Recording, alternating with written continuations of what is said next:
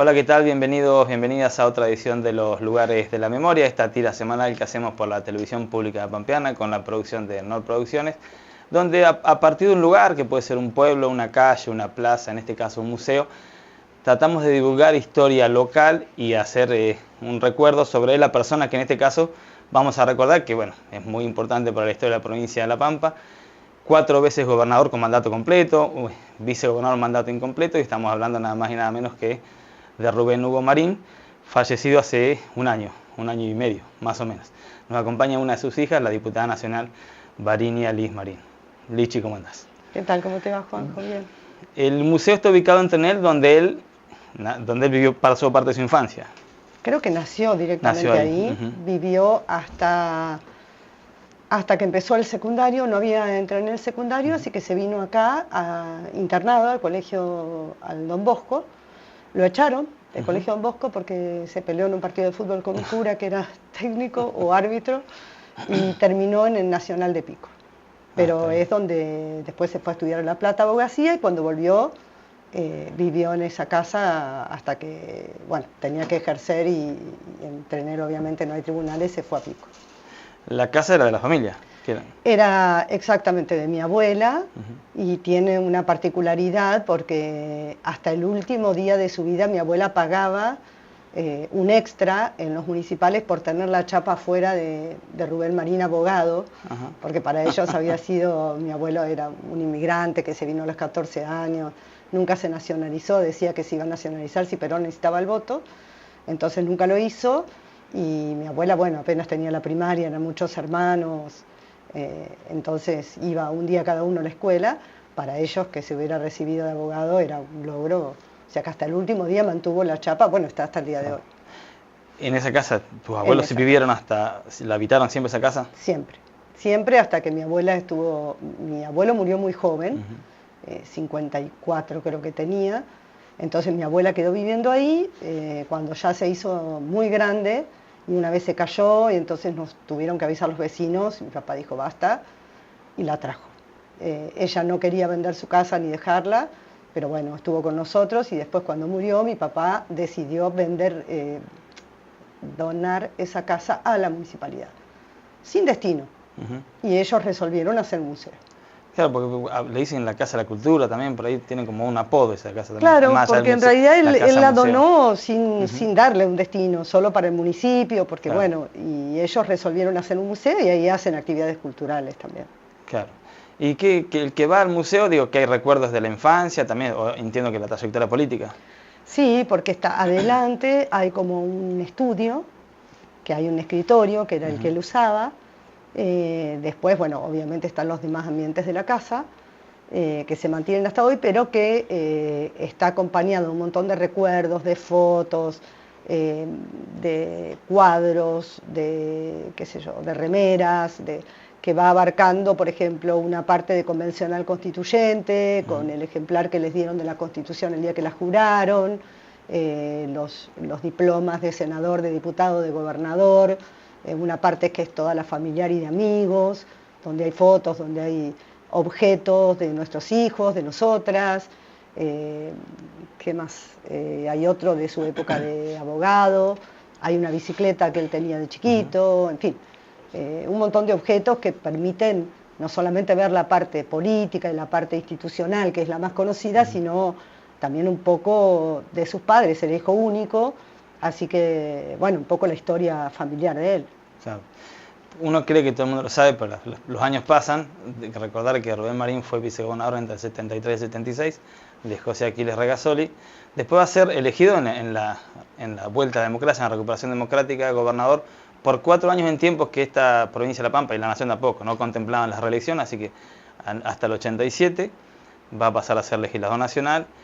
Y recién cuando en el 91, después de la gobernación de Néstor Aguad, vuelve a ser elegido gobernador, y ahí empieza un proceso que se da en todo el país, que es la reforma constitucional, y se modifica la pampeana, y entonces va a tener una elección del 95 y la del 99, con lo cual va a gobernar hasta 2003, la última elección ganando por amplísimo margen, 57% histórica, una elección que ningún otro gobernador ha obtenido. Repasar simplemente que es la persona que mayor institucionalidad representa para nuestra historia reciente en la provincia de La Pampa. Yo digo todo esto, y vos como hija, ¿Cómo vivían todo esto?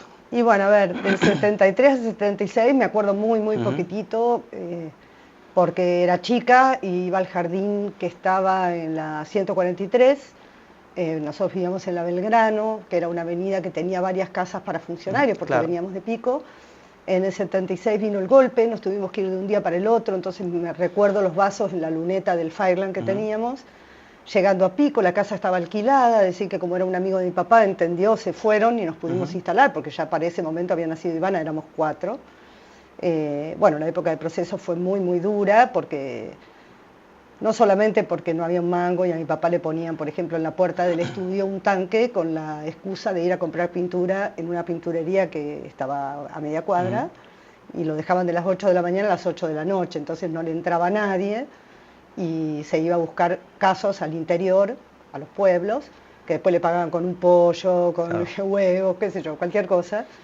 Y también en esa época, bueno, mi mamá se las tenía que rebuscar con los 4, y en el 80 nació Taco también, así que éramos muchos, fue difícil, y además nos encontramos con la novedad de que había vecinos que daban vuelta a la cabeza, que nos saludaban, por miedo. Sí, sí. También se lo llevaron preso en un momento, eso también, viste. La Pampa es una provincia pequeña, todo el mundo se entera, en fin. Y en el 83 ya vinimos acá, yo me fui a hacer un intercambio a Estados Unidos, así que me vine, mi mamá con el resto de los chicos vinieron ya en febrero, pero yo me vine 15 días en enero para estar con él, porque después me iba. Claro. Y ahí vi una cosa ahí ya habiendo sido elegido. Claro, ya había sido electo y ya había asumido, estaba en la residencia. Pero en ese momento, como nadie había buscado casa y la mayoría de sus ministros eran del interior, en la residencia estaba viviendo Dalmazo, que era de Alvear, Cheri Almudévar, que era de Hacha. Bueno, había un montón de gente viviendo ahí y era un delirio todo, porque era una mesa enorme, entonces desplegaban el mapa y soñaban, acá vamos a hacer una ruta, acá vamos a hacer una escuela, acá vamos a hacer... Bueno, una fantasía total, porque había que hacer la provincia de nuevo, empezaba la democracia, terminaba la Cámara de Diputados, había estado cerrada, había que hacer todo de nuevo, y verlos a ellos soñar una provincia, bueno, hacía que yo me había reentusiasmado, porque además estaba sola, mi familia, el resto de mi familia no estaba, así que me absorbí mucho de eso. Está bien. No me sigas contando, en el segundo bloque seguimos hablando de lo que fue ese intercambio y bueno, y cómo fueron viviendo esta situación de ser la hija del gobernador y la persona más importante de la provincia por más de 20 años, y que ha pasado a la historia como ser el gobernador que ha dotado de infraestructuras básicas a la provincia de La Pampa en sus servicios en todo su territorio.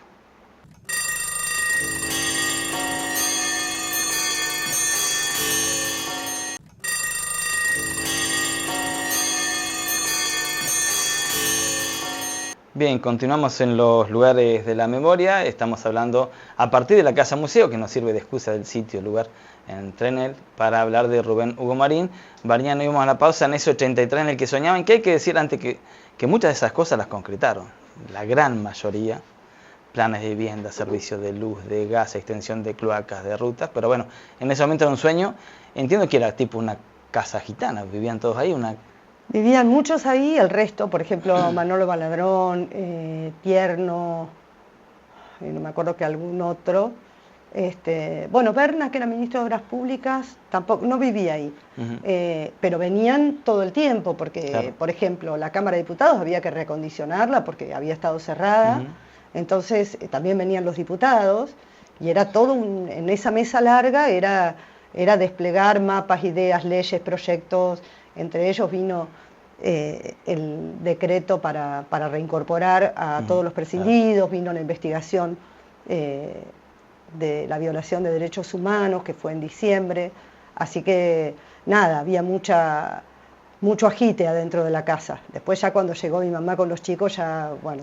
Las mujeres suelen ordenar, empezaron a decir... Sí, un poco sí, porque además además había que ubicar a los chicos en la escuela, ¿viste? Cambiar de golpe. Y bueno, yo me fui esos 6 meses a Estados Unidos, y cuando volví me fui a Pico porque mi hermana más grande, como terminaba 5º año, se quiso quedar. Me quedé con ella esos 6 meses y después vine a hacer el último año de secundario normal de acá de Santa Rosa. ¿Y cómo es? Digo, ahí ya, porque al principio por ahí todo empezaba de cero, pero cuando transcurren los años, eras la hija del gobernador, hacer esa vida. Bueno, por ejemplo, en Pico no lo sentí el primer año porque eran mis compañeros de toda la vida, porque había vivido siempre ahí, qué sé yo. En quinto año acá se me hizo muy difícil porque no conocía a nadie. La verdad que no tenía un solo conocido y me tuve que ir haciendo, y en un colegio que era un curso que estaba bastante dividido, el mío. En el otro quinto, fíjate que después, cómo son estas cosas, me volví a encontrar porque iba McAllister, Laura Trapaglia, Sandra Fonseca, ellos iban al otro quinto, así que fíjate, después nos volvimos a encontrar ya en otra posición, pero ya en aquel momento formamos el centro de estudiantes. Y sí, aparte, qué sé yo, mi papá no estaba la Spineto, era ruta, y era peligrosa. Sí. Entonces, no me dejaban usar el auto, porque no tenía edad. No me dejaban salir al trasnoche en aquel momento, al matiné sí, pero al trasnoche, porque no me querían ir a buscar a las 4 de la mañana. Entonces me decían, bueno, buscate a alguien que te invite a dormir. Y me acuerdo que Mecha, que era la mujer de Ningo Jorge, me decía, venite a dormir a casa, que yo vivo en el centro. Bueno, cuestión que iba solamente al matiné, y mi papá iba en pijama, en doble fila, y me esperaba en la puerta. Yo me quería matar, porque imagínate, era ¿Él siendo gobernador te buscaba? Sí, en pijama, doble fila, ¿viste? Una cosa espantosa. Bueno, nada, recuerdo como eso, y sí, era muy observada, me acuerdo, acá, no en Pico. Pero bueno, fueron un año y después ya me fui a Buenos Aires a estudiar y ya ahí el anonimato otra vez. Claro. Hoy con tu carrera política, por supuesto, además de ser la hija, habrás dimensionado, de hecho los homenajes que se hicieron cuando falleció en el Congreso, lo que representó, lo vivían en el momento que la provincia avanzaba, esto de planes de vivienda, servicios, llegando a pueblos que ni se pensaba. ¿Ustedes tomaban conciencia de lo que estaba haciendo, Rubén? Sí, tomamos conciencia primero porque era una persona que trabajaba hasta cualquier hora recibiendo gente. No podías ir a la oficina porque era un mundo de gente esperando, no instituciones, gente, personas sueltas. Todo el mundo venía a verme, claro. Vénganse a comer un asado. ¿Eso en la residencia? No, en la casa de gobierno, pero en la residencia, por ejemplo, le decía a los amigos de Trenel, vénganse, traigan un cordero, comemos. Y después él se había tenido que ir, claro. Y se quedaban, hacían el cordero y lo hacían igual. Era toda una cosa muy rara. Pero sí, él era un tipo que laburaba mucho y se entusiasmaba con lo que hacía y lograba. Yo digo que aprendí a amar a La Pampa por él, porque él era el que nos infundía esto del amor y la obsesión. Por ejemplo, qué sé yo, cuando hicieron un plan de viviendas en Chosmalal, era un lugar donde eran puestos, la gente tenía sus ranchos y no quería. Entonces, ¿qué hicieron? Le hicieron una casa al lado de cada rancho, y cada cual, cuando quiso, se fue mudando.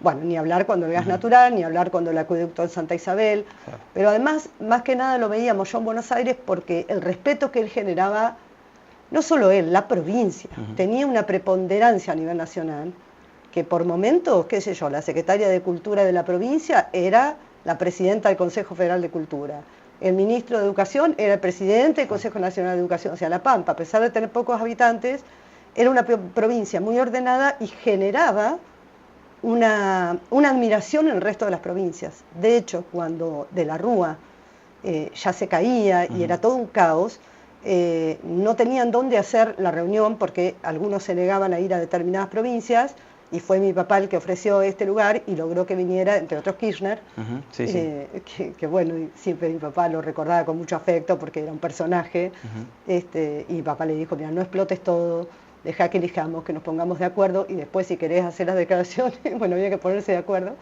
Pero bueno, sí, creo que La Pampa tuvo un posicionamiento muy importante y sí lo veíamos. Claro. ¿Recordás algo específico? Me mencionaste esto de Chosmalal, pero de la gestión de él, que decís esto, más allá de que tenga significancia o no histórica, que a vos te haya quedado grabado, esto es lo que... Y bueno, por ejemplo, el Plan 5000, porque ahí hubo algo, no sé si lo puedo contar, pero bueno, ya prescribió. Digo, se comprometía a la coparticipación. Sí. Entonces el ministro de Economía en aquel momento era Dadone, y se oponía. No quería comprometerla. Mi papá le dijo, bueno, lo vamos a hacer igual. Y tenía que refrendar el decreto. Claro. Entonces, bueno, lo refrendó y después renunció. No estaba de acuerdo, pero bueno, cumplió su función. Después se fue, se pudo pagar perfectamente y bueno, pero es lógico, la provincia siempre fue muy austera y muy ordenada en los gastos y esto implicaba Un compromiso 5.000 viviendas en aquel momento era muchísimo. Así que eso es lo que recuerdo, y después la inauguración del acueducto en Santa Isabel, y ver los árboles y los chicos, nada, tirándose agua, claro, y las botellitas que venían con que decía acueducto Santa Isabel, un asado enorme que vino Gabrieli, que era gobernador en aquel momento. Sí. Esos son bueno, cosas de hecho, que me acuerdo.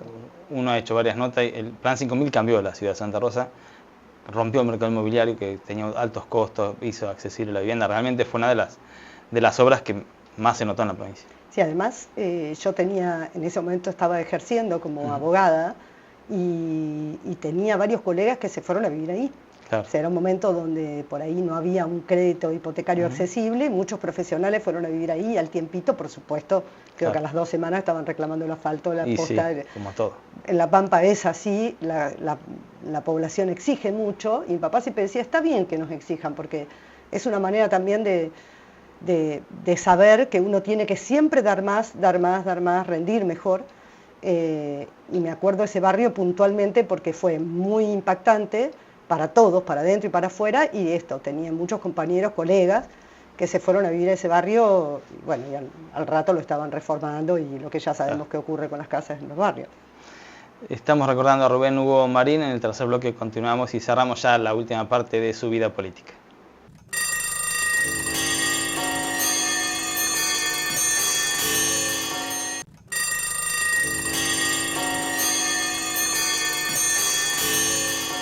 Bien, continuamos en los lugares de la memoria, recordando en este breve espacio que tenemos de media hora a Rubén Hugo Marín, una vida que no va a entrar de alguien que estuvo 20 años al frente de la provincia y que, como dije al principio, transformó en la estructura básica de la provincia con todos los servicios a nuestra tierra. También le tocó ser parte en esta ola nacional de la modernización de las constituciones, donde se metió la reelección, que es un dato importante, pero anecdótico, pero se fue modernizando. Digo, también tuvo ese papel de jurídico, ¿no? Si se quiere, de su profesión, de pensar, bueno, La Pampa hay que pensarla más allá de lo que alguna vez pensaron en 1853. Sí, bueno, él fue convencional nacional primero, sí, y eso, fue presidente de la Comisión de Coparticipación y Educación. Entonces, coparticipación nada menos. Nada menos, pero creo que estaba como vice Raimundi, creo, no estoy segura, un radical de aquel momento que, sabía mucho de educación. Entonces mi papá le dijo, bueno, a mí déjame la plata de la coparticipación y vos ocupate de la educación. Y así fue. Y me acuerdo que yo trabajaba en el Senado y quise ir, porque obviamente yo también soy abogada y era una experiencia, y no me dejó, porque me dijo que habían alquilado un departamento para 4 varones y que yo dónde iba a estar, y no se lo perdoné, estuve 2 meses sin hablarle, pero después fui a la jura. Y nada, me parece que se lograron un montón de cosas, otras no salieron bien. Por ejemplo, el Consejo de la Magistratura creo que es algo que hay que resolver. Me encantaría que hubiera una reforma ahora, porque creo que el Poder Judicial hay que reformarlo completo, pero bueno, era un antes y un después, porque se incluyeron figuras que no estaban, defensor del pueblo, los nuevos derechos de tercera generación, en fin, un montón de instituciones, el amicus curiae, toda esta posibilidad de poder reclamar en forma institucional, que estaba muy buena, pero bueno, algunas otras, como el jefe de gabinete, por ejemplo, fue importada de Europa, fue una idea de Alfonsín, pero en realidad en Europa lo elige el Parlamento, claro, y lo saca el Parlamento. Acá nosotros lo podemos sacar como parlamentarios, pero lo pone el Ejecutivo. Claro. Por eso es que cuando se hablaba de hacerle una moción de censura a Franco, Milei dijo, lo vuelvo a nombrar cuando lo saquen, claro, porque en realidad está esa limitación, no está reglamentado en realidad. Una de las cosas que se suele decir, le tocó gobernar con el menemismo, que estuviera a verse unos paralelos con este gobierno, que no tiene nada que ver uno, pero bueno, y a veces cargarían con ese mote, pero hay que aclarar que aún en esa ola privatista, Rubén Marín resistió la venta de la caja jubilatoria, la venta de la salud pública, de la educación y del banco. Y del banco. Pero ¿cómo te cae, Dios? Porque aún así, viste, hay quienes dicen, bueno, pero estuviste con Menem. Sí, bueno, me parece que es porque no lo conocieron. En realidad él tuvo buena relación con todos los presidentes que le tocaron muchos. Tuvo buena relación, y con Menem es verdad. Yo estaba en Buenos Aires el día que negociaban lo del banco, con Cavallo, que estaba a 2 cuadras del Banco de la Pampa, en el Banco Central, iban y venían, mi papá con Bocio y Maskin, porque la presión era muy Claro. fuerte para privatizar y lograron no solamente dejarlo en manos de la provincia, sino comprar el Banco Dorrego. Se hizo un esfuerzo enorme, porque en aquel momento las presiones eran presiones fuertes. Bueno, ahora también, pero digo, en aquel momento se notaban más, eran menos actores. Creo que él tenía un concepto de provincia que no hubiera permitido nunca que se hubieran quedado con una caja jubilatoria, y menos mal, porque ves lo que es a nivel nacional una jubilación mínima, y siempre La Pampa se destaca en eso, y ni hablar el banco. Las provincias que perdieron sus bancos, bueno, hoy tienen bancos privados que no piensan ni en la producción local, ni en los, Sí, ni en los productores locales, ni en los emprendedores, ni en nada, y acá el Banco de La Pampa, bueno, puede lograr sacarte unas cuotas, un crédito accesible para determinadas cosas, cuotas para compra de determinadas cosas, que en este momento del país son sumamente importantes. No lo abordamos, pero además tiene la faceta, si se quiere, más importante para la historia, es de dirigente del peronismo, de garantizar la consecución del peronismo en el gobierno, de que no entregárselo a otro partido, conformar el tridente con Berna y con Jorge. Logró hacerlo. En tiempos en donde la paridad empieza a aparecer, es un gran mérito. Sí, es un gran mérito haber logrado que el peronismo esté 42 años, fue un mérito de él durante muchos años, y bueno, y por supuesto de los gobernadores que siguieron. Yo creo que él además en un momento fue presidente del Consejo del Partido Nacional, en la crisis y a de su 2001. vez, claro, Sí. y finalmente también fue el presidente de la Comisión de Acción Política, Claro, para elegir el nuevo presidente. Y siempre nos reímos en casa porque recibió a Alberto Fernández durante 2 horas en el departamento en Buenos Aires y no le dio ni agua. Nada, fue una charla eterna y no quedó en nada, y después, bueno, finalmente había sido el candidato. Inclusive nos decía que con Pichetto había estado hablando mucho tiempo y era imposible porque ya era un tema personal. En fin, a él le tocó dialogar con todos para ver si había un acercamiento y se podía lograr una unidad, que finalmente se logró. ¿En el departamento de Alberto? No, de mi papá. De papá está. Está. O sea, el que no le dio agua fue tu papá. No sabía ni hacer el mate, le costaba hasta calentar el agua, siempre estuvo en otra cosa, así que las cuestiones de la casa, nada, absolutamente nada. ¿Cómo les transmitió porque la mayoría de ustedes están en política? Todos. ¿Cómo fue? Digo, Porque era ¿él los alentaba o no? Mira, cuando yo estaba estudiando en Buenos Aires eran los paros de Ubaldini, y ahí a él le daba un poco de miedo, porque nosotros íbamos a las manifestaciones y en ese momento había los llamados servicios que se infiltraban, que se decía la mano de obra desocupada, y terminaban muy violentamente. Pero en realidad yo ya había empezado acá en el Centro de Estudiantes, seguí militando en la Facultad de Derecho, que en un momento llevábamos de candidata a decano a Zaffaroni, perdimos mal. La Facultad de Derecho es muy conservadora, por más que era la UBA.